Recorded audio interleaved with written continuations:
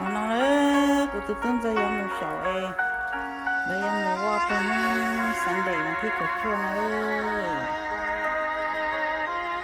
tôi nói là tôi last baby nữa học lấy cho con trên dây tuần rồi cậu ta bachelor đấy hôm nay em cháu là bạn nói thì con đó cậu được đã nhẹ gió to mùa nhẹ gió lư tê tê phong tê nhẹ gió mù nhẹ y không lù của mùa lo lo xa gió bê tê tê cô chờ cô chế cờ ta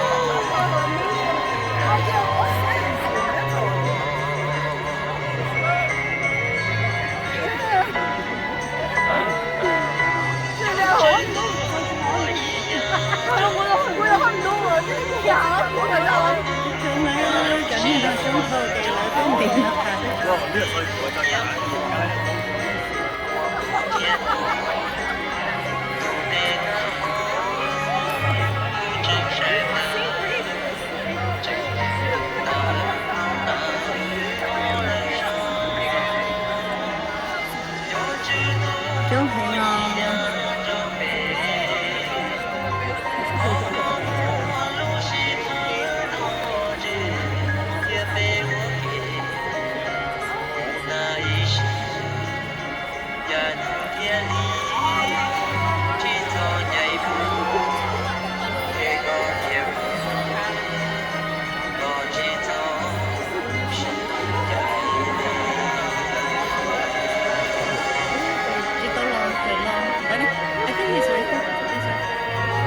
Taco!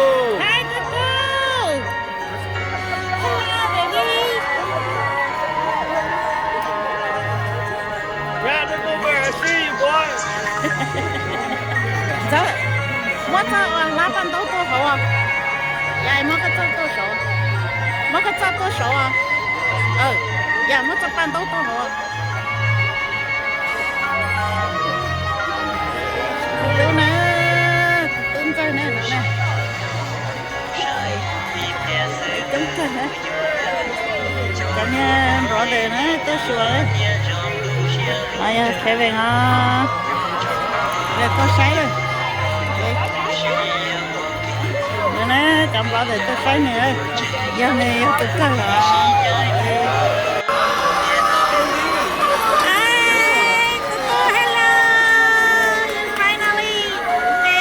Alessandra Ramos.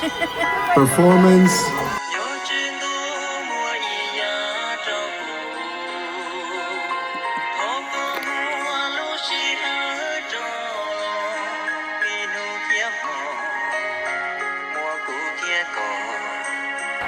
Finally.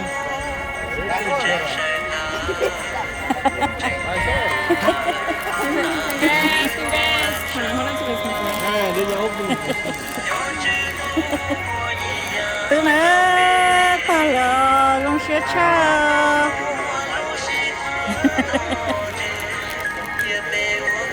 Yeah, cái bên long xe anh thấy. Even so hot. Finally. Yay.